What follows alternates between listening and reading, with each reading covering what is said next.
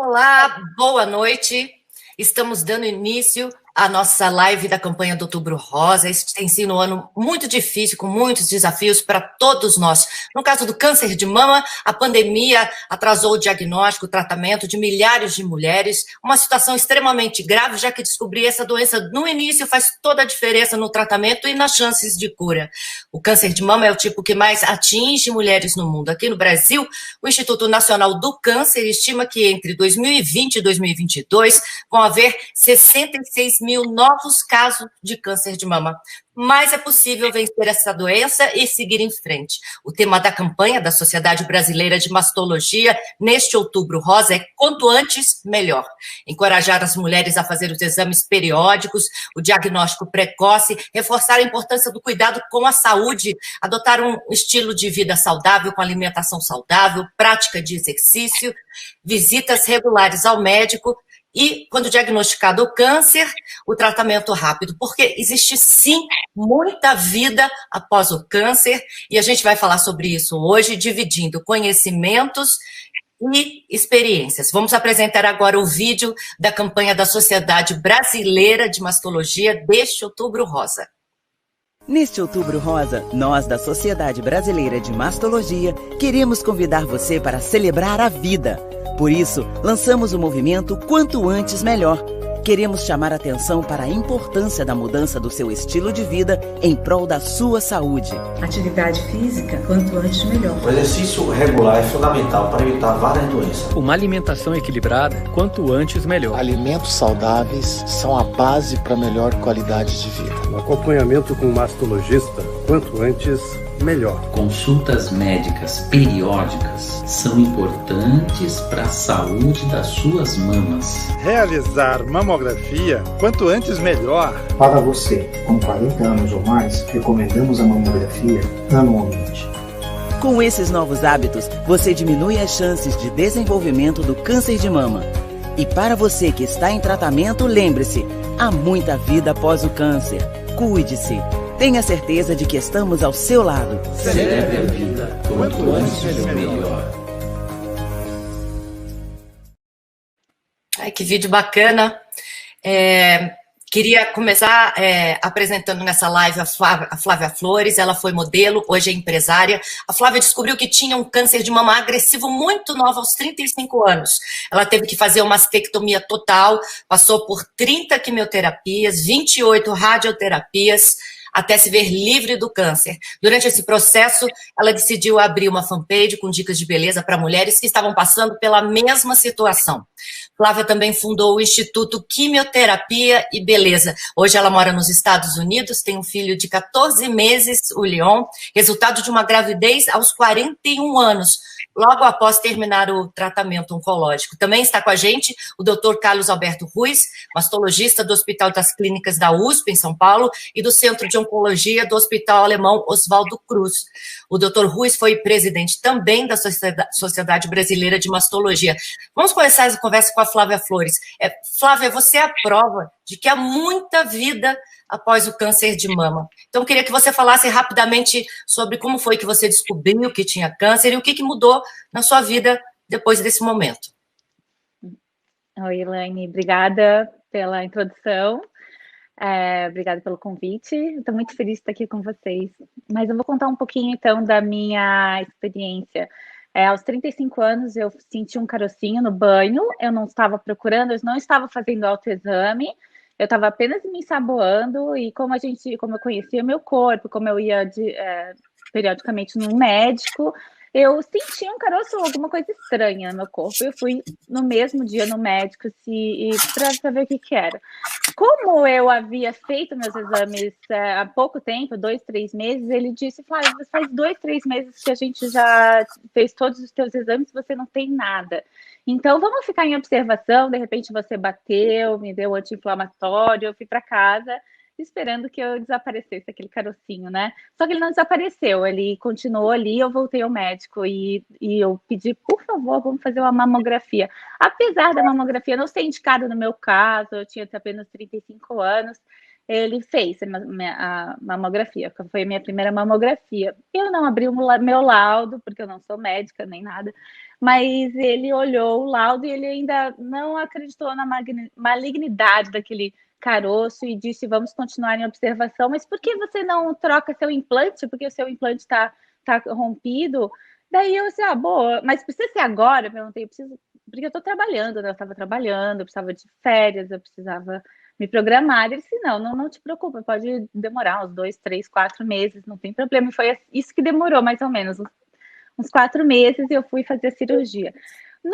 O meu cirurgião plástico, ele já me conhecia há muito tempo também, e eu levei meus exames e ele disse, olha, esse caroço, na hora que eu abrir, eu vou dar uma olhada, e todo o material que é retirado do seu corpo vai para a biópsia, então esse carocinho vai sair durante a cirurgia, mas não parece ser nada maligno, eu concordo com o seu médico, você é nova.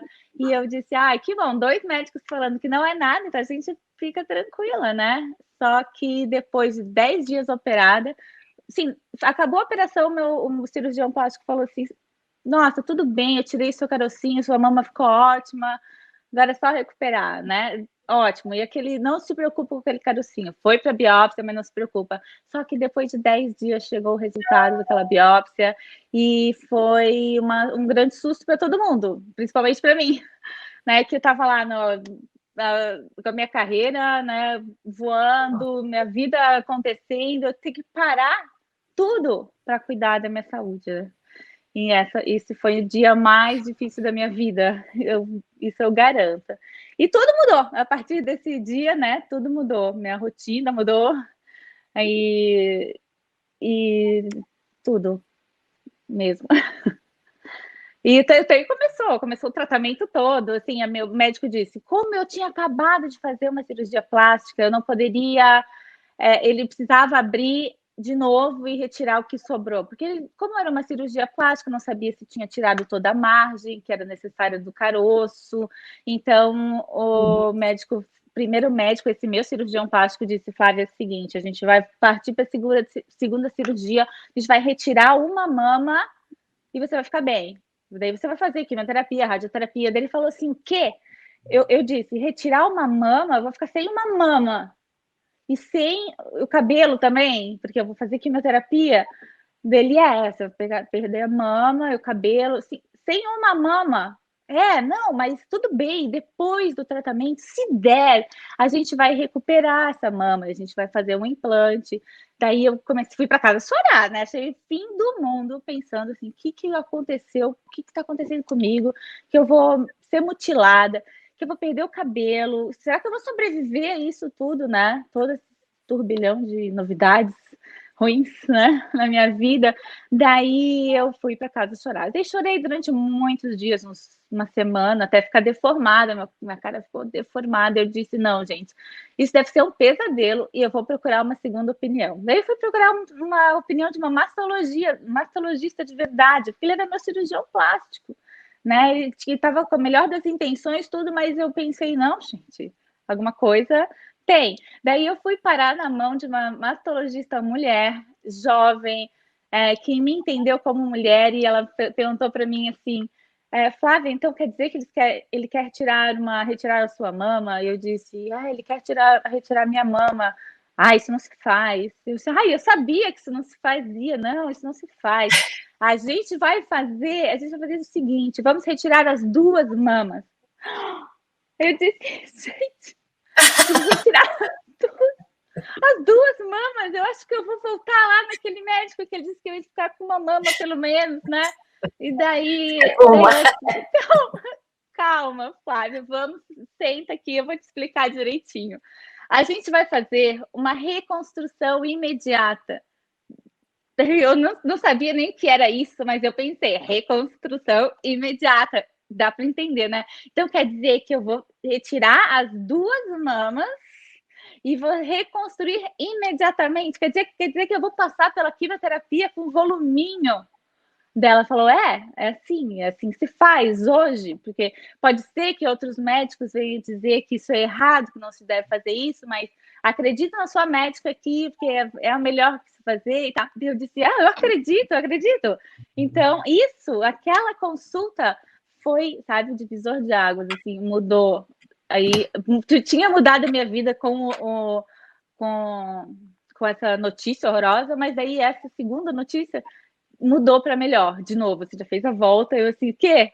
A minha autoestima mudou na hora, assim, tipo, não, gente, eu vou passar com um voluminho, o cabelo é o de menos, eu vou dar um jeito, eu vou comprar uma peruca, eu vou aprender como usar lenços, então eu já parti para uma luta ali bem mais confiante.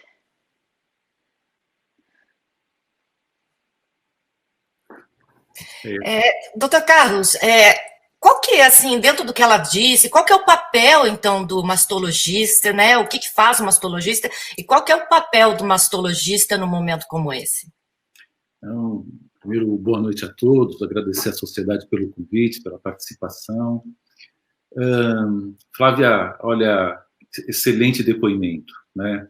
Eu acho que ilustra bem todos os passos, né, em relação ao diagnóstico, ao entendimento do diagnóstico, a revolta, a frustração, né? Até porque, diferente da realidade brasileira, que o acesso ao médico para a primeira vez é mais dificultada, você foi ao médico, né? E os colegas, na verdade, acharam que, em função de você ter feito os exames há pouco tempo, que aquilo a gente poderia não considerar algo mais intenso. Isso pode acontecer, é real. O que eu acho muito bonito na medicina é que a medicina, ela é a ciência das verdades transitórias, ou seja, o que é verdade hoje não é amanhã. Por quê? Porque o conhecimento evolui, né? Então, se a gente discutir o que aconteceu com você 15 anos atrás ou 20 anos atrás, era uma realidade. Quando você fez, era uma outra realidade. E hoje, talvez, seria uma outra realidade frente aos conhecimentos que a gente dispõe como um todo, né? Então, essa é uma primeira observação muito importante.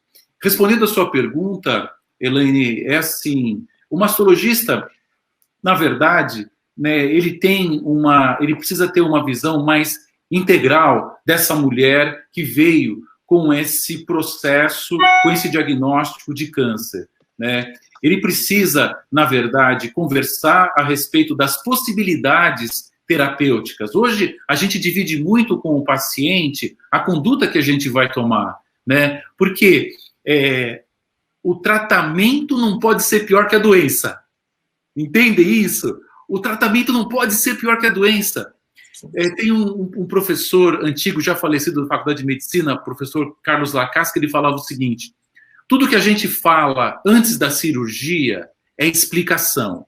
O que a gente fala depois é desculpa. Então, assim, temos que explicar mais, né? Precisamos explicar mais e estabelecer um vínculo, porque também o médico, ele não é um super-homem, né? Ele também tem suas limitações, que é dada pela própria realidade da medicina como um todo, né? Então, assim, o papel do mastologista, respondendo a sua pergunta, é integralizar essa mulher, fazer-lhe entender que existem várias alternativas para esse tratamento, né, que existe uma chance enorme de cura, né, principalmente quando a gente faz o diagnóstico precoce, né? O diagnóstico precoce envolve quase 95% de curabilidade, né? É a grande vantagem.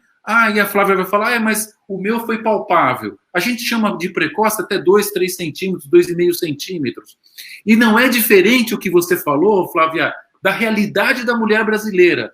60%, 70% das mulheres em nível Brasil é que faz o diagnóstico na palpação. Não é a mamografia, infelizmente. Infelizmente. E a reconstrução, ela pode ser feita em quase todos os casos, não é, doutor Carlos? Que nem ela falou, ela ficou com medo de ficar sem a mama, né? E imagina, você já vai passar por um tratamento tão difícil e se ver no espelho mutilada, né? Isso, acho que o emocional da gente faz toda a diferença nesse processo de recuperação. Hoje em dia é possível fazer, acho que inclusive lei no Brasil, né? Que se faça a reconstrução no mesmo momento, na mesma cirurgia, não é? Claro. Não, eu queria até perguntar para a Flávia, Flávia, você aceitaria não fazer a reconstrução nesse momento em que você estava? Você aceitaria? Nem pensar. Nossa, de jeito nenhum. Você percebe, Elaine? Claro, como é importante a resposta dela, é essa sensibilidade que nós, médicos, precisamos ter nesse entendimento. A gente pode sim fazer, a reconstrução, ela é lei no Brasil. É claro que existem exceções de casos que a gente prefere fazer num segundo tempo e não no tempo imediato, né? Mas a reconstrução é lei. E quando a gente fala de reconstrução, ela não é só da mama, é a reconstrução da feminilidade, da silhueta, da identidade feminina como um todo. Então, ela é extremamente importante e faz parte do contexto do tratamento. Sabe? Assim, saúde, por definição, não é ausência de doença. Saúde é qualidade de vida.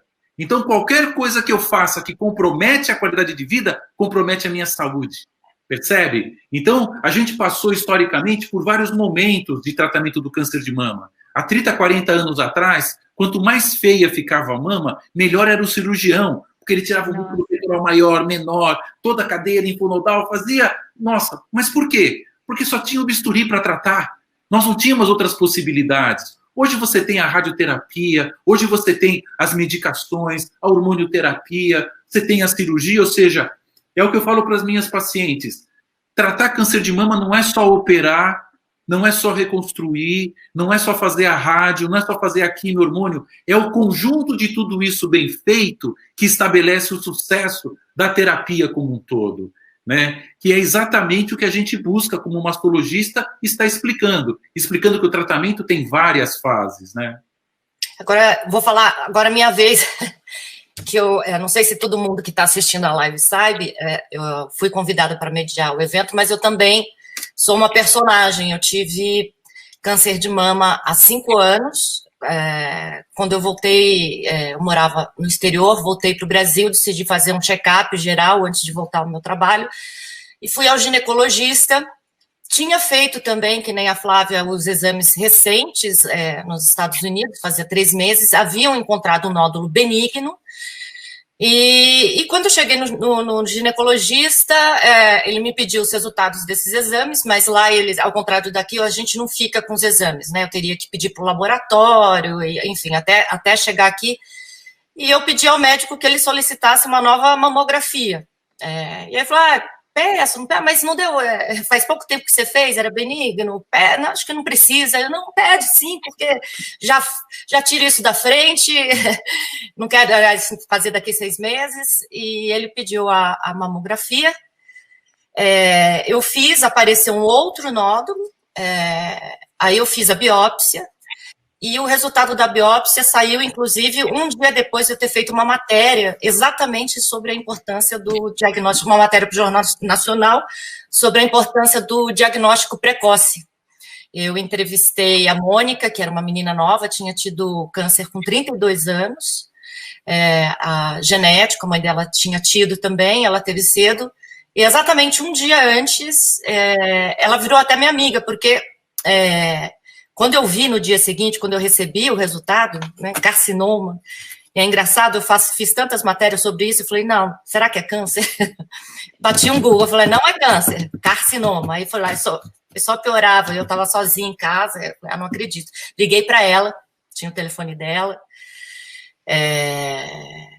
ela me tranquilizou, enfim, consegui um médico, marcar o médico no mesmo dia, um mastologista, e também um oncologista, e isso que você disse, doutor Carlos, de explicar para a gente o que a gente tem, é extremamente importante para a gente entender o que vai ser de todo o processo. Assim, o médico foi muito didático na hora de me explicar, falou que era um nódulo inducto, que nem uma pequena infiltração dentro de uma casa que era mama, e que como eu descobri no início, era um negocinho pequenininho, a reforma ia ser curta e a gente ia resolver rápido. E que foi bom de não... Se a gente espera muito, é que nem numa casa, começa uma filtração aqui, depois aparece aqui, e daqui a pouco a casa inteira está comprometida, né? Uhum. enfim, eu tive tanta sorte de descobrir no início que eu não precisei nem fazer quimioterapia, nem radioterapia. E faz 5 anos e eu tô curada do câncer. Foi só cirurgia? Minha família, dos meus filhos, dos meus colegas de trabalho. E, enfim, eu fiquei que nem a Flávia no início, porque a gente fica com medo de dar metástase. Eu com 2 filhos, falei assim, meu Deus, eu vou morrer, e eles assim, são pequenos, têm 6 anos, o que vai acontecer? Mas estamos aqui e tem muita vida depois do câncer, muita coisa a ser realizada, né? E eu acho que eu me tornei uma pessoa melhor, porque a gente passa a dar valor, né, a cada coisa que acontece, a cada dia que a gente acorda, a gente ressignifica toda a nossa vida, né? Não, isso que você fala, Elaine, inclusive a Flávia fez uma pergunta, você fez a cirurgia e fez a radioterapia, é isso, querida? Não precisei fazer nem a radioterapia. Tá. Só a cirurgia? O médico recomendou fazer o tratamento hormonal, mas ele me disse que se eu fizesse a cada 6 meses, direitinho, estou em São Paulo, uma cidade grande, nem o hormonal eu precisaria fazer, só acompanhando. Então, nem o hormonal eu fiz. Não, é importante. Eu acho que, assim, na sua fala e na fala da Flávia, acho que tem algumas coisas que a gente precisa sublinhar que são importantes, né? A paciente, a mulher, está no banho, palpou um nódulo, né? É importante que ela vá, obviamente, procurar um serviço médico para esclarecer, mas eu devo lembrar que 80% desses nódulos são benignos, né? Então, assim, a maior parte desses nódulos são benignos em si. E quem vai esclarecer isso para nós, obviamente, é o exame clínico e a biópsia, se porventura tiver indicação. E aí vem uma segunda dúvida das mulheres. Carlos, esse nódulo é benigno. Em sendo benigno, um dia ele não pode malignizar se ficar, né? Porque é outra dúvida. Na verdade, não. O que é benigno desde o começo. O que é maligno desde o começo. Inúmeras mulheres têm nódulos mamários, então não preciso se preocupar em chance de malignização. Na verdade, de novo, o que é benigno desde o começo, o que é maligno também, né? E o nódulo certamente é a forma mais frequente que as mulheres brasileiras, né, têm especificamente de achar o câncer de mama como um todo, né? Mais do que a própria mamografia na nossa realidade em si. E você sabe que eu tenho visto, doutor Carlos, assim, de pessoas que eu converso, a importância até do papel do marido. Eu conheço 2 pessoas, 2 mulheres, que foi o marido apalpando que sentiu o nódulo, né? Então é uma coisa assim que assim, bacana, né? Os homens também têm um papel aí, né? Não, fundamental, mas esse papel, né, que você ressalta, eu acho que é importante, mostra uma intimidade que vai além do sexo como um todo, né? Intimidade é muito mais do que o sexo. Na verdade, o sexo é quase nada frente a tudo que a gente discute de intimidade como um todo, né? Então, bacana o que esse marido fez, mas aqui eu ressalto para vocês, é muito frequente nas histórias de vida das pacientes que eu já atendi, das mulheres que eu já ouvi, que o homem, muitos homens nessa fase, eles tentam abandonar essa história, sabe? Porque para eles também acaba sendo um tanto quanto, eu diria para você, desgastante. E é o momento em que a mulher mais precisa de alguém ao seu lado, né? Nessa hora, como você falou, que ressignificou a sua vida, o que a gente quer é a família, o que a gente quer é o amor da gente, o que a gente quer é um colo, né, de pessoas que a gente ama, né, para nos confortar, né? É isso que a gente sente falta. A gente não sente falta do carro de grife, a gente não sente falta da roupa de grife, a gente não sente falta do restaurante de grife, a gente sente falta do amor, do carinho, né? A gente sente falta dessa proximidade com as pessoas, da família, né? Então, isso, na verdade, é o que a gente aprende quando uma tormenta como essa acontece. Mas como tudo na vida, e vocês são testemunhas disso, tudo passa na vida da gente. As coisas boas passam, as coisas não tão boas passam também. E quando você já parte desse entendimento, você começa a se perceber que mais cedo ou mais tarde isso vai passar, e existe muita, mas muita vida no câncer de mama, né? Tanto é que a gente, médico, a gente classifica as prevenções em 4 tipos. Prevenção primária do câncer de mama é evitar que o câncer apareça. né? Então é assim, uma vida saudável é importante, exercício físico é importante, alimentação é importante, tomar líquido é importante, cuidar da cabeça é importante, ser feliz é importante, amar é importante. A prevenção secundária é diagnóstico precoce, é mamografia. A prevenção terciária é você tratar para evitar metástase, porque o problema do câncer de mama não é local, é sistêmico. E a prevenção quaternária é devolver a paciente, após esse tratamento, para a sua vida social, familiar, amorosa, de volta, sabe, reconstituída, né? Então, são várias fases desse processo, e todos eles merecem toda a nossa atenção, né? É esse o sentido, queridas. Perfeito. Vocês sabem que... desculpa. Que eu digo que quando a gente, né, é diagnosticada com câncer, é um trauma, né? Porque nossa vida toda muda e a gente começa a nossa batalha. Mas também tem o segundo trauma, que quando a gente vence o câncer e tem que voltar à vida normal, voltar ao trabalho, voltar a namorar, porque, né, muitas vezes a gente perde o nosso parceiro, como foi o meu caso, né? Porque quando eu fui diagnosticada, meu namorado... com você na época, né? Sim, ele me bloqueou no Facebook. É difícil de acreditar, mas foi bem assim que ele me abandonou. Ele me bloqueou por tudo e eu não tinha mais namorado. Mas daí eu conto isso com maior... Assim, esse é o deboche, né? Porque... às vezes as pessoas me perguntam, mas que tipo de gente que faz isso? Como é que abandona uma mulher, né? É normal, se aconteceu com isso com você, minha senhora, tá aí, que seu marido abandonou, aconteceu comigo também, sabe? E a gente dá a volta por cima e a gente arruma outra depois. A vida depois, né, do câncer. Então, como eu disse, depois. Você pode viver tanta coisa depois, pode mudar de emprego, mudar de cidade. A vida é muito legal depois do câncer. Isso eu vejo todas as pacientes que eu converso, assim, eu não encontrei nenhuma que disse assim, ai, câncer, passou, ui, credo. Não, sempre vem um aprendizado junto com esse câncer, que a gente passou pelo câncer, mas a gente... sabe, com certeza a vida mudou para melhor depois que isso aconteceu. Fora os dois traumas, o trauma de ficar com câncer, o trauma de se curar do câncer, né? Você volta à vida normal, e você vai vendo que a vida fica mais bonita ainda. É porque eu acho, né, Flávia, que a gente dá um colorido, né, frente a tudo que a gente esteve ameaçado de não poder viver mais, né?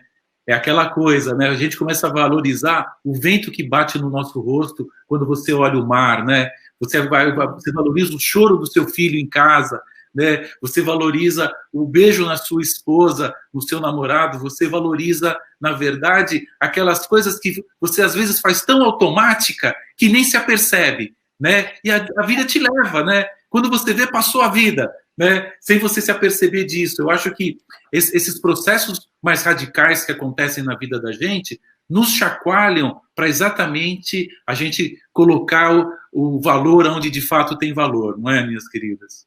É isso. Eu ia encerrar aqui, antes da gente abrir para as perguntas das pessoas que estão assistindo para a gente, que mensagem perguntar para os dois, assim, então, que mensagem vocês deixariam para as mulheres que hoje estão enfrentando aí o câncer de mama? Flávia, você.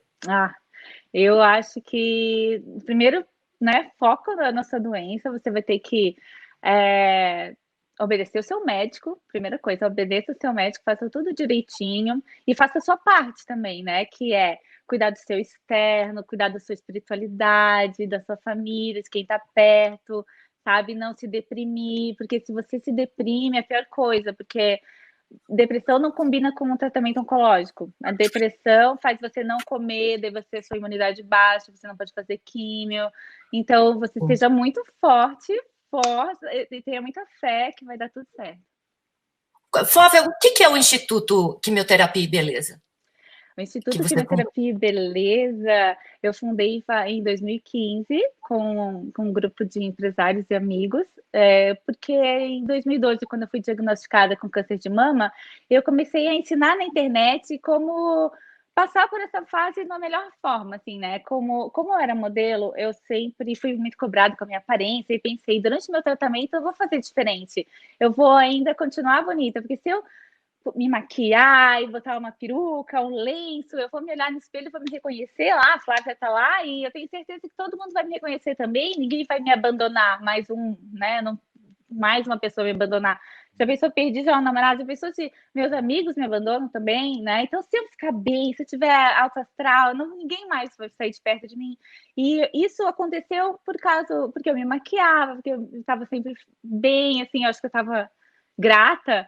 E isso, então eu comecei a fazer uma página no Facebook chamada Quimioterapia e Beleza, e começou a aparecer tantas mulheres também com essa vontade de passar bem pelo tratamento, e a gente se juntou e fez um banco de lenços, e então eu comecei a trabalhar com essas mulheres, e nunca mais conseguia parar, como eu era apenas uma blogueira, né, uma pessoa só botando essa carequinha na internet, era muito pouco. Então, a gente resolveu fundar o Instituto Quimioterapia e Beleza para poder chegar em mais mulheres, né, poder fazer ações que chegam em muito mais pacientes e ajudarem elas na sua autoestima, na coragem.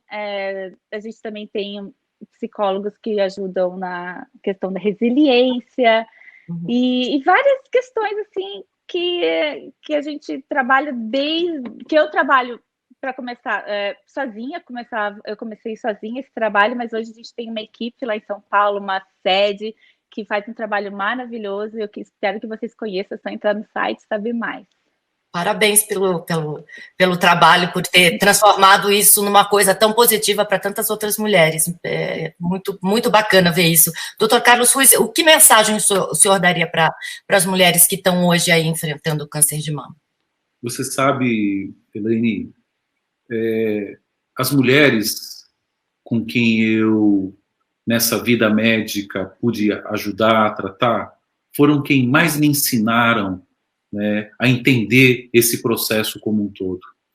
Sabe, é assim, nada como a experiência do dia a dia delas para contornar, né, a sintomatologia da químio, as questões específicas, porque ela sempre conhece alguma coisa, né? Então eu imagino, né, a força da Flávia quando você está com o tratamento do câncer, e muitas vezes você não está muito preocupado com a sua aparência, porque você quer fazer logo aquela químio, sabe? E se tiver algum efeito, ter logo esse efeito, voltar para a tua vida. Mas como é importante, né, você continuar prestando atenção em você. Isso eu aprendi com as minhas pacientes, sabe? Porque muito do que você produz na sua preocupação do externo, você está se preocupando com o interno também, sabe? As coisas repercutem positivamente, né? Eu queria agradecer a todas essas minhas pacientes, porque eu aprendi muito e continuo aprendendo, né? E lembrando que o tratamento do câncer de mama, ele é multiprofissional. Como a Flávia disse aqui há pouco, né? Tem uma equipe de psicólogos também, o pessoal que dá apoio, porque precisa desse apoio. Porque, vocês entendam, o que eu vou dizer é muito complicado, mas é assim, não existe culpado, e a mulher tenta se culpar. Muitas falam assim, deixei de fazer o exame, se eu tivesse, se. A gente faz o melhor que a gente pode, com o repertório que a gente tem naquele momento, né? E eu lembro que grande parte dos lares brasileiros, mais da metade dos lares brasileiros, são sustentados pelas mulheres. Você imagina uma mulher como essa que sustenta a sua casa, ter que se ausentar para fazer exame, para ir ao médico, né? Se a gente fala de câncer todo ano, por que a gente não consegue diagnosticar precocemente como a gente buscaria? Porque existe uma série de óbices nesse caminho, uma série de dificuldades nesse caminho, né, que a gente precisa alertar. Então eu diria para as mulheres hoje, como mensagem, é sempre tempo, sabe? É sempre tempo para tudo. O Papai do Céu dá o tempo que a vida nos dá. A vida está sempre certa. Então, se caiu a ficha e você acha que é agora, é agora. Se você puder ir antes, vá, mas a ficha tem que cair primeiro para você entender tudo isso, sabe? Por quê? Porque existe muita vida depois do câncer de mama, que é o que eu vejo com essas duas mulheres lindas que estão dividindo essa live comigo. Obrigada, Dr. Carlos. Obrigada. Queria saber se a gente tem perguntas, abrir aqui para perguntas. Temos uma aqui da Marília, perguntando a idade para os protocolos, para o Dr. Carlos Ruiz, a idade para os protocolos de detecção não precisam mudar? Ela diz aqui que ela também foi diagnosticada jovem, com 31 anos, não tem alteração genética e era muito pequeno, não detectável a palpação. Enfim, essa idade para os protocolos, né? 50 anos, né, para fazer a primeira mamografia, né? Ela com 31, imagina, a Flávia é outro exemplo de que teve super nova, 35, eu tive com 42. O que o senhor acha, doutor Carlos? Obrigado. Elaine, eu só peço um favor a você, se puder tirar o senhor, eu agradeço. Não, deixa eu falar. Fundamental essa pergunta, né? Vocês imaginem só, o que é preconizado hoje pelo Ministério da Saúde é mamografia bienal a partir dos 50 anos. E pasmem, 30% dos cânceres de mama na mulher brasileira acontece antes dos 50 anos. Antes dos 50 anos. Por isso que a Sociedade Brasileira de Mastologia, a de Ginecologia, a de Radiologia, preconizam que a gente comece anual a partir dos 40. A pergunta da colega é muito importante. Por que eu não faço mamografia aos 31? Por que eu não adianto esse processo? O problema é o seguinte, mamografia falha em 15%. O que eu quero dizer com isso? 15% dos exames de mamografia que eu não consigo, na verdade, que eu acho que é normal, às vezes não é. Em que população? Principalmente na população de mama mais densa. E quem tem mama mais densa? A jovem. Porque a mama começa a sofrer uma substituição gordurosa a partir dos 35 anos. Então, assim, a não ser que ela tenha engravidado e amamentado muito antes dessa fase, a mama dela é densa por natureza. Então, não é a mamografia que vai ajudar. Percebe? A mamografia, às vezes, vai poder trazer uma falsa segurança, porque ela vai fazer... Falso negativo. Percebe? E não vai conseguir ajudar, Então, assim, o que a gente entende hoje de importante, principalmente nas mulheres que têm história familiar, que não é o caso dessa espectadora que perguntou para a gente. A gente sabe que para a mulher mais jovem, com a mama mais densa, o melhor exame não é a mamografia, mas sim a ressonância, numa população muito, muito, muito particularizada. Não é para todo mundo. Se a gente fosse fazer ressonância para todo mundo, quebrava o sistema de saúde. Para a gente fazer mamografia anual a partir dos 40, já existe um questionamento muito grande do Ministério em função do custo que isso vai ter. Mas se eu falo para você que 30% acontece antes dos 40 anos, e 10 a 15%, desculpa, antes dos 50, e 10 a 15% antes dos 40, eu preciso sim pensar nessas possibilidades. Para paciente de maior risco, existe um protocolo com ressonância e exame clínico. Para paciente da população geral, a partir dos 40 anos anual, faz toda a diferença em si. E muitas vezes o que eu escuto? Puxa, Carlos, eu faço mamografia todo ano e tive câncer. Como é que o câncer apareceu? Como se a mamografia fechasse o corpo dela. Na verdade, a mamografia faz diagnóstico precoce. Então, a gente busca exatamente encontrar precocemente uma alteração. Ela não evita que você desenvolva o câncer. Na verdade, ela cria a condição do diagnóstico precoce que tem maior curabilidade. É nesse sentido. Então, respondendo à pergunta da nossa espectadora, eu diria, infelizmente, nós não temos protocolo para isso. A maior parte das pacientes em idade mais jovem, que são de risco, tem fator genético na família, fazem a ressonância. Para a população geral, o autoexame, o exame clínico com o médico pode ajudar, mas normalmente quando a gente faz esse diagnóstico já na palpação, a gente fica um pouco mais temeroso em função da agressão que a gente pode determinar em função do tratamento, Então, assim, infelizmente não temos mesmo protocolo. Carlos, não dá para fazer ultrassom para todas as mulheres, então, já que é um exame mais barato? Não. Ultrassom não ajuda. Vocês podem perceber que tem clínicas que fazem ultrassom em 5 minutos e outras que fazem 40. Tem diferença? Claro que tem. Percebe? Claro que tem.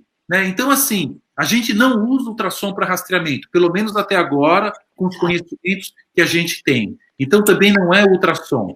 E o ultrassom também acaba criando uma proteção, na verdade, falsa, porque o colega que não achou, não é que ele não achou, né, é que ele não viu o que ela podia ter, né, o que ele viu não tinha nada, né, mas em outra área, sim, pode ter alguma coisa, né, por isso que o melhor exame para rastreamento é a mamografia. Em paciente mais jovem, a gente agrega, eventualmente, a ressonância. Temos outra pergunta,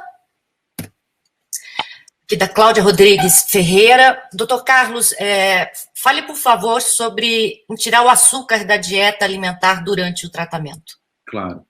Não, importantíssima pergunta também, Cláudia, importante mesmo. Você sabe que você perder peso depois da menopausa é um fator de proteção maior do que fazer mamografia. Nossa. A mamografia protege em 30%, né? Porque eu, com o diagnóstico precocemente, eu diminuo a mortalidade em 30%. É fantástico. Não tem nada melhor. É fantástico. Perder peso depois da menopausa, não ganhar peso depois da menopausa, e se puder perder, é tanto quanto a mamografia, 30% a 40%. Então existe um impacto muito importante na perda de peso. Eu estou falando de câncer de mama, mas não é só câncer de mama, é para outros cânceres, e é também para a sua saúde, né, para a sua qualidade de vida, porque o ganho de peso aumenta o risco de diabetes, pressão alta, acidente cardiovascular, que são os derrames em si, né? Ou seja, perder peso, ter uma vida saudável, boa alimentação, fazer exercício é terapêutico e está na nossa mão, né? É uma atitude que a gente toma, né? É uma atitude de vida. Quanto antes você fizer exercício, melhor. Quanto antes você perder peso, é melhor. Quanto antes você se alimentar adequadamente, é melhor. Doutor Carlos, complementando aqui, mas é o açúcar o vilão? Na verdade, assim, o açúcar é um dos vilões, né? Carboidrato em geral, né? Todos os carboidratos não são bons em si, né? Então, assim, o que é carboidrato? São as massas em geral, né? Massas de açúcar, né? Então, assim, a gente tem que estar muito atento a isso, né? Porque, não, eu estou tomando meu cafezinho sem açúcar depois de uma feijoada maravilhosa, né? Mas o cafezinho está sem açúcar. Pelo amor, né? Não é bem assim. Não, tipo, não vou comer açúcar, mas daí come um monte de bisnaguinha com requeijão. Não pode. Claro! Claro. Não, mas é o açúcar. É a gordurinha que vai fazer você comer demais. É isso aí. Né? Isso que é o problema, gente. Porque a minha sogra vive me dizendo, você não pode comer açúcar. Sabe? Ela vive... Mas é sogra, Flávia, é sogra. Mas é açúcar, assim, sogra, não é só o açúcar, né? É você fazer exercício, é caminhar. Sim, eu como sorvete, mas eu caminho todos os dias, sabe? Claro. Compensa, né? Não, é claro, porque na verdade o ganho de peso ele se dá com a seguinte equação: eu como mais do que queimo. Como é que eu perco peso? Queimando mais e comendo menos. É muito simples, teoricamente. Teoricamente. A gente tem mais umas 2 perguntas aqui, passar para a próxima, da Tatiane de Oliveira. Boa noite, por favor, fale sobre o esvaziamento axilar decorrente do câncer de mama. Então, é assim, antigamente, o câncer de mama, quando diagnosticado 20, 30 anos atrás, a gente tinha só o bisturi para tratar e a gente tirava todos os linfonodos. Os vários níveis, não vou entrar na questão técnica em si, mas a gente removia os linfonodos axilares. De 2003, 2005 para cá, várias pesquisas mostraram que, na verdade, para tumor inicial, eu posso tirar um linfonodo apenas, um gangliozinho apenas, que nós chamamos de linfonodo sentinela, né? Que ele tem esse nome porque ele toma conta da mama, ele é o sentinela da mama. Quando esse linfonodo não está comprometido, eu não preciso mexer nos demais. Quando ele está comprometido, eu posso discutir se vale a pena tirar mais alguns ou fazer radioterapia, né? Mas assim, hoje, cada vez mais eu esvazio menos, né? Para tumor inicial. Então aqui eu tenho mais uma vantagem do diagnóstico precoce, que é o que eu falo, né? Eu mutilo muito menos, né? O tratamento é muito menos agressivo, né? Por quê? Porque na medida que o diagnóstico é mais tardio, eu já tenho linfonodo palpável, eu nem começo com cirurgia, né? A gente começa, em função do comportamento biológico do tumor, com quimioterapia ou com hormonioterapia. Com qual objetivo? Diminuir esse tumor, fazer desaparecer ou diminuir o linfonodo axilar para poder poupar essa axila e poupar essa mama, né? A cirurgia conservadora é a melhor cirurgia que nós temos. Remover as duas mamas, hoje, é cada vez, graças a Deus, menos executado.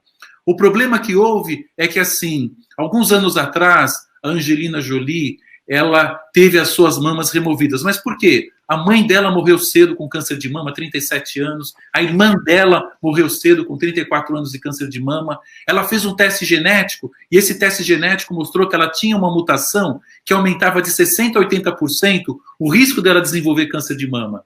Mas como ela é uma referência, uma star, parece que todo mundo queria, né? Ah, Carlos, não quero ter câncer de mama, eu vou remover minhas mamas. Mesmo, olha a importância dessa informação, mesmo removendo as duas mamas, eu não zero o meu risco, porque sempre sobra um pouco de mama. Tem que sobrar 10% a 15%, que é onde passam os vasos superficiais, para nutrir a pele. Se eu tiro tudo, necrosa tudo, perde-se tudo. Então sempre vai sobrar alguma coisa, né? E na proporção dessa sobra, o risco continua. Então não existe 100%. Né? Porque as pacientes vinham, eu quero estar isenta desse risco. Não existe, pessoal. Não existe. Você quer diminuir o risco? Se alimenta, faça exercício, toma bastante líquido, seja feliz, cuida da cabeça, né? Porque tudo começa na nossa cabeça. É isso aí. Temos mais uma última pergunta. Tem aqui do Romandil Mendes. Doutor, como a prevenção, quais são as mulheres que devem fazer o teste genético, que o senhor está falando, a pesquisa de mutações no gene BRCA1? Isso, que era a mutação que a Angelina Jolie tinha. Uhum. E aí, esse gene, para você ter uma ideia, aumenta o risco de câncer de mama e de ovário. Ela tirou as mamas e depois os ovários também, né, um tempo depois. Mas é assim, a pergunta é super boa. A gente pede o teste genético. Eu estava, inclusive, cheguei agora há pouquinho de um congresso médico aqui em São Paulo, Jornada Paulista de Mastologia, em que eu estava envolvido, e uma das discussões foram essas questões genéticas em si. Então, assim, a primeira coisa é a gente construir a nossa árvore genealógica, é a gente entender quem na nossa família teve. A gente tem mais risco de ter quando alguém de primeiro grau teve câncer de mama. Por exemplo, mãe, filho e irmã. Né? Mãe, filho e irmão te dão um significativo aumento do seu risco para câncer de mama como um todo, né? Então, se você já não tem essa história, já é um risco a menos. Mas, além dessa história, quanto mais jovem você tiver um parente com câncer de mama, maior é o risco de alguma alteração genética. Vocês vão entender o que eu vou dizer. A maioria dos cânceres de mama não tem mutação, não tem história. 85%, 90% não tem história familiar. E não tem. O que a gente escuta normalmente? Poxa, Carlos, eu tive câncer, mas não tinha ninguém na família. É isso mesmo. É a maioria dos processos em si. 5% a 15% tem história familiar. Né? E aí que se estabelece, na verdade, o que eu vou explicar para você. O que acontece? Para eu ter o câncer de mama, eu tenho no DNA uma fita dupla, né? São 2 alelos em si. Então eu preciso ter na mesma altura dos 2 alelos uma mutação para gerar o câncer. Isso acontece ao acaso, então demora para acontecer, né? Por isso que a média etária da mulher brasileira ter câncer de mama é 50 a 55 anos, é 54 a 55 anos. Agora, vocês imaginem, ok, são 2 mutações ao acaso. Agora, se eu nasço já com uma mutação, eu preciso só de mais uma para que o câncer aconteça. Então, a característica mais importante do câncer de mama hereditário, né, é a precocidade no aparecimento. E tem um conceito que eu acho que é fundamental, né? É assim, todo câncer é genético. Opa, como assim, Carlos? Todo câncer é genético porque decorre de uma mutação do gene. Mas nem todo câncer é hereditário. Percebe? Existe todo câncer é genético, mas não é hereditário. Né? No caso do câncer de mama, a maioria não é hereditário, não tem história familiar. Não nasce com essa mutação. Né? Então, a importância de entender, e as pessoas confundem muito esse conceito. né? Na verdade, é esse o sentido. Então, respondendo à pergunta, se tiver familiar, fazer um heredograma, uma árvore genealógica, para entender como é a sua família, se tem alguém de mais risco, jovem que teve câncer, isso implica num risco maior, talvez valha a pena fazer o teste genético.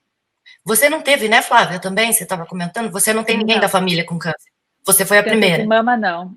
Primeira de câncer. Você chegou a fazer o teste, Flávia? Fiz sim, porque eles queriam saber se eu precisava retirar os ovários. Pronto. Então, deu negativo. Daí eu fiquei com os ovários, graças a Deus. Amém. Um ano e meio, né? Mais ou menos. 1 ano e 2 meses. 1 ano e 2 meses vai fazer essa semana.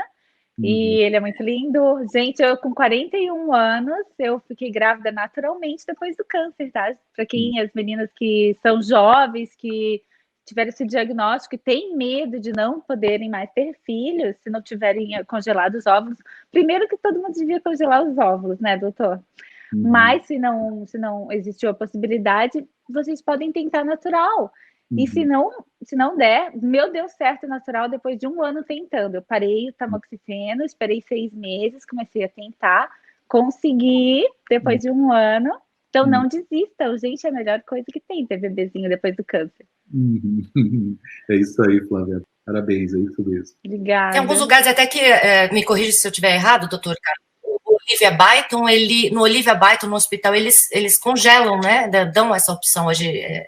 Pérola Byton. Pérola Byton é um hospital fabuloso aqui em São Paulo, né? Que tem, tem vários oásis aqui em São Paulo. O ICESP HC, né? É um oásis na saúde pública. Né? O Pérola também é um oásis na saúde pública, um serviço, obviamente, de muita qualidade. E eles têm, sim, um serviço de reprodução humana dentro do hospital, né, para poder fazer essas avaliações e ver quem pode e quem não pode. Né? Infelizmente, tudo isso tem um custo, então nem sempre, né, o serviço público consegue se sustentar para poder manter isso como um todo. Então, é importante que todo mundo saiba disso, porque mesmo a gente achando que é o ideal que seja feito, como a Flávia falou, né, se uma mulher jovem vai fazer quimioterapia, eu preciso proteger esses ovários, né? Como a gente sabe que a quimioterapia, ela compromete normalmente, né, os ovários, então guardar esses óvulos me garante, me aumenta a minha chance de poder gerar um filho no futuro. Então, pensar na congelação é algo que tem que fazer parte, obviamente, do nosso bate-papo com a paciente. Só para lembrar quem está assistindo a gente aqui na live, ela vai ficar gravada. Então, se quiser assistir depois, rever alguma coisa, ela fica gravada aqui na página da Sociedade Brasileira de Mastologia. A gente tem mais 2 perguntas, mais duas últimas. A Marília pergunta, mas é o peso que faz mal e não o açúcar, não é? Na verdade, é assim, os dois são ruins, né? Os dois são ruins. O peso, na verdade, é assim, é o tecido gorduroso. A gente, quando fala peso, a gente entende a gordura. Por que a gordura? Você vai entender, é muito fácil, querida. Depois da menopausa, os ovários produzem um pouquinho de androgênio, a suprarrenal, que é uma glândula que fica em cima dos rins, produz androgênio, e no tecido gorduroso, esse androgênio é convertido em estrogênio, que é o grande vilão da história junto com a progesterona. Então, quanto mais gordura você tiver, principalmente depois da menopausa, maior é essa conversão do androgênio em estrogênio, que é o grande vilão da história. Né? Então, a gordura aumenta o risco de um câncer na pós-menopausa também, e aumenta, para quem teve câncer, chance de recidiva. Né? Então, não ganhar peso, perder, é muito importante. Perfeito. Agora, então, a última pergunta, da Daniela Scorsato. Após o tratamento com a mastectomia unilateral mais a reconstrução, a mama ela deve continuar sendo submetida ao rastreamento mamográfico? Na verdade, a pergunta é boa, óbvio, né? Mas é assim, se eu tirei toda a mama, né, a mamografia não vai conseguir identificar, né, na verdade, algum tecido residual como um todo. Às vezes até pode, porque o que acontece muitas vezes? Quando você faz uma mastectomia, você remove a glândula, e a quantidade de glândula varia de pessoa para pessoa. né? Às vezes tem mulheres que têm mais glândulas, mulheres que têm menos glândula. Eu, teoricamente, não preciso tirar a gordura, eu tiro a glândula. E isso faz com que, eventualmente, sobre um pouquinho mais de gordura nessa mama, né? Então, tem mastectomias que sobram um pouquinho mais, tem mastectomias que não sobram nada. Normalmente, né, os guidelines brasileiros, ou seja, as diretrizes brasileiras e internacionais, dizem que o exame clínico é fundamental e é o mais importante em si. Na medida que sobrou um pouquinho mais de tecido, aí a gente começa a colocar os exames de imagem. Mas, normalmente, o exame clínico é suficiente. Se houver dúvida, o colega mastologista pode palpar, observar e ver se vale a pena fazer um exame de imagem ou não. Então, imagem de ressonância magnética, uma ressonância, doutor Carlos? Normalmente, sim. A ressonância é uma das alternativas, com certeza. Doutor Carlos, sabe que logo assim que eu tive meu bebê, ano passado, eu senti carocinhos aqui perto da axila, mas me deu um susto tão grande. Claro. Eu deixei minha médica louca. É isso. E foi o que sobrou, que gerou leite. Claro.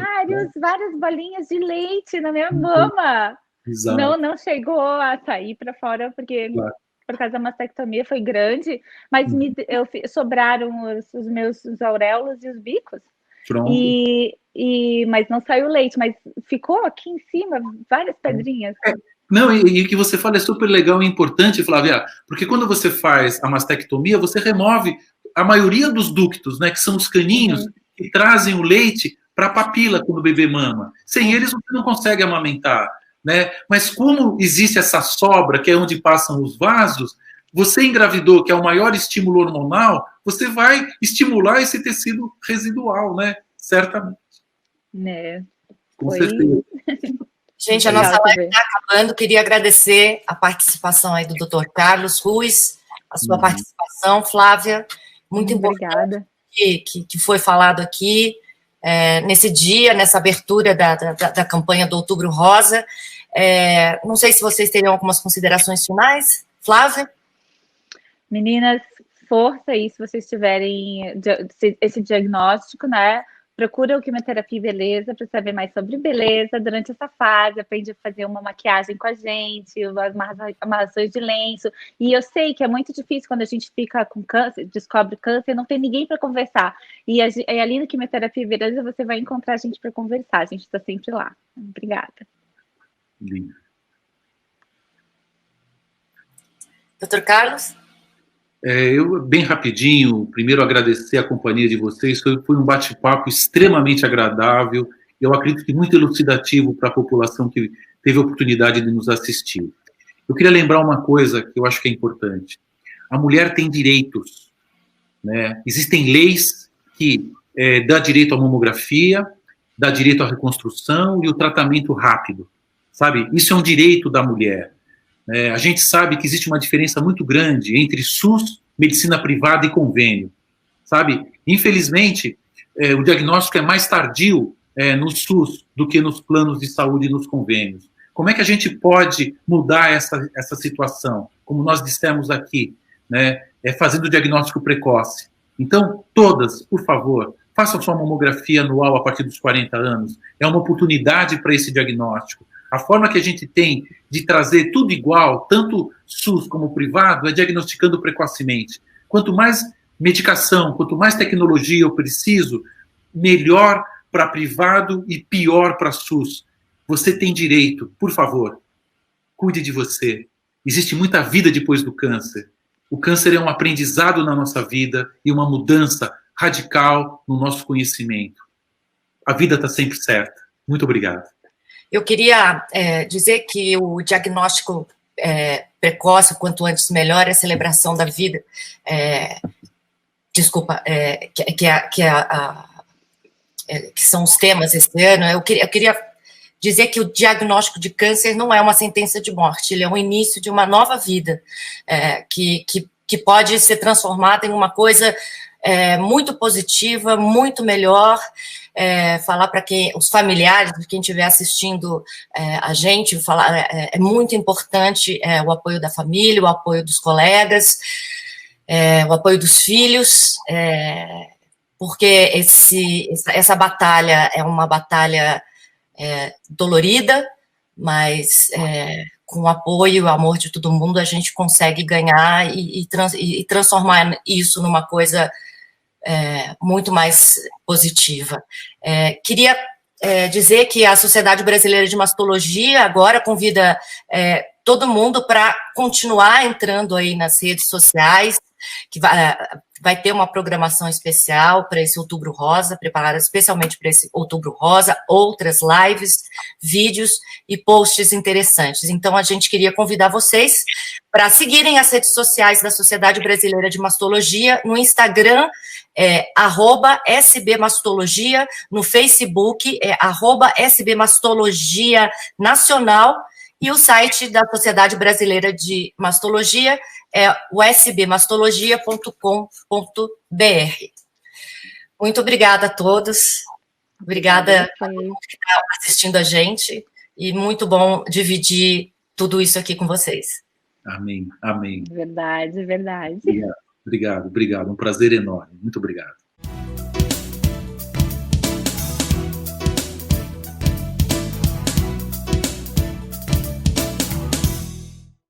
A Câmara de Vereadores de Passo Fundo está sempre ao lado da comunidade e, para manter esse compromisso, foi pioneira em implantar o sistema online para as reuniões e plenárias dos vereadores. Projetos importantes já foram votados, como a contratação de mais profissionais para a área de saúde e a aprovação da liberação de R$3.500.000 do orçamento do município para fazer frente ao coronavírus. Foi criado também um fórum permanente para debater sobre a Covid-19. Câmara de Vereadores, a casa dos grandes debates.